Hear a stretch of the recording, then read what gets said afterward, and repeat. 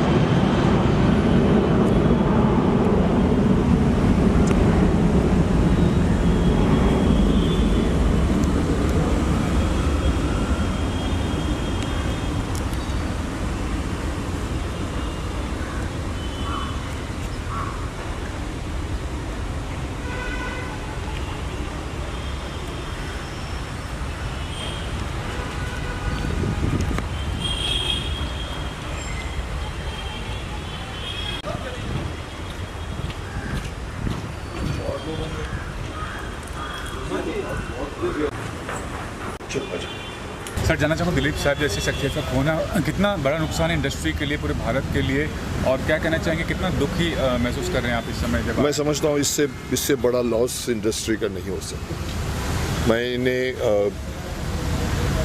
मैंने लोग यहाँ एक्टरों को बादशाह कहते हैं, कोई महानायक कहता है। मैं कहता हूँ कि अगर आप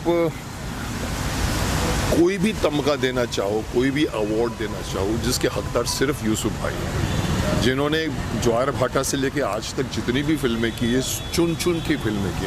सो ये मैं तो अभी इनको ये भी कह सकता हूँ कि हमारे इंडस्ट्री का बहुत बड़ा लॉस है।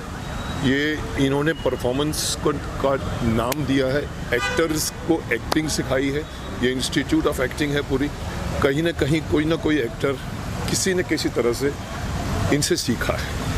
मैं ये नहीं कहूँगा कि इनसे चुराया है या कॉपी किया है, बट एक परछाई थी यूसुफ भाई की, जो मेला, अंदाज, आन, आज़ाद, मुग़ल आज़म, मधुमती, देवदास से लेकर अगर आप इवन रिसेंट तक आए तो मैं तो उनका लड़का बन चुका हूँ सौदागर में।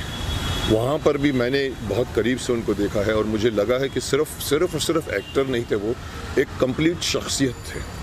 एक जीने का उनका तरीका था, बात करने का तरीका, मतलब लोगों से मिलने का तरीका, लोगों को आत्मीयता से बात करते थे।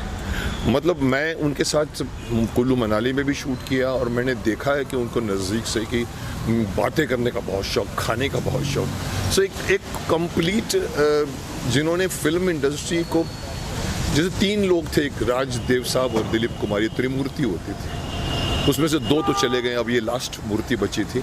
इन तीनों ने हिंदी फिल्म इंडस्ट्री को खाया है, पिया है, सोया है, इनके साथ रहे, चाहे राज साहब हो, चाहे देवानंद साहब हो, चाहे, so there is no replacement of this त्रिमूर्ति।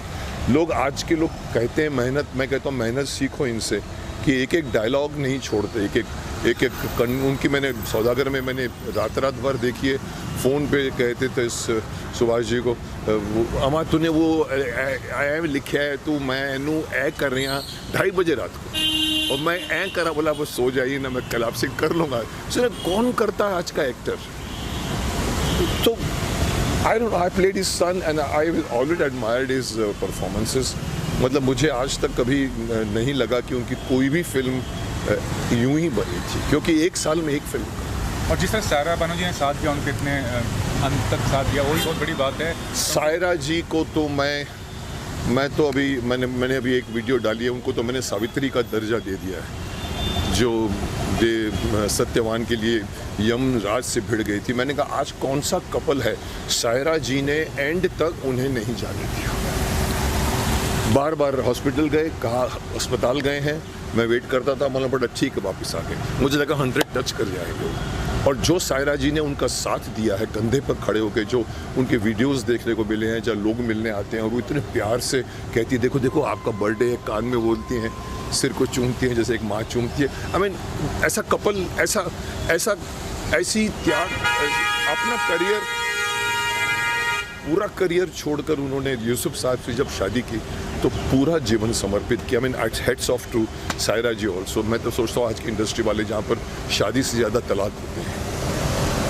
बस ये भी समझाऊंगा कि जिस तरह से गवर्नमेंट ने भी उनको इतना इज्जत के साथ दिया और काफ़ी लोग आए इंडस्ट्री, शाहरुख भाई काफ़ी लोग आए उनके आखिरी समय में, क्या कहना चाहेंगे कितनी ज़रूरी था ये चीज़?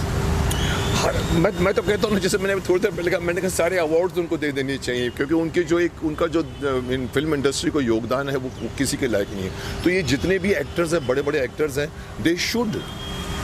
मैं नहीं जा सका, मैं फ्यूनरल में नहीं जा सका, तो मैं इसलिए अभी इनकी कब्र पे आया हूँ। मैं इनको सिर्फ एक नमस्कार करना चाहता था इनको, एक मेरी श्रद्धांजलि है इनको। तो बड़े बड़े कलाकार तो छोड़िए, मैं समझता हूँ इनसे बड़ा कलाकार कोई नहीं था, और इन सारे कलाकारों को इनको होमेज देना चाहिए। सरकार को इनको इतना मान दिया और ये मान के लायक हैं। सो मैं समझता हूँ ऊपर वाला जहाँ भी रखे उनको अच्छी ज़िंदगी दे आगे, और सायरा जी को भी और उनके परिवार वालों को मैं समझता हूँ लड़ने की शक्ति दे। उनके अंदर जज्बा है, उनको भी शांति प्रदान करे, क्योंकि उन्होंने बहुत मेहनत की इनकी देखभाल की।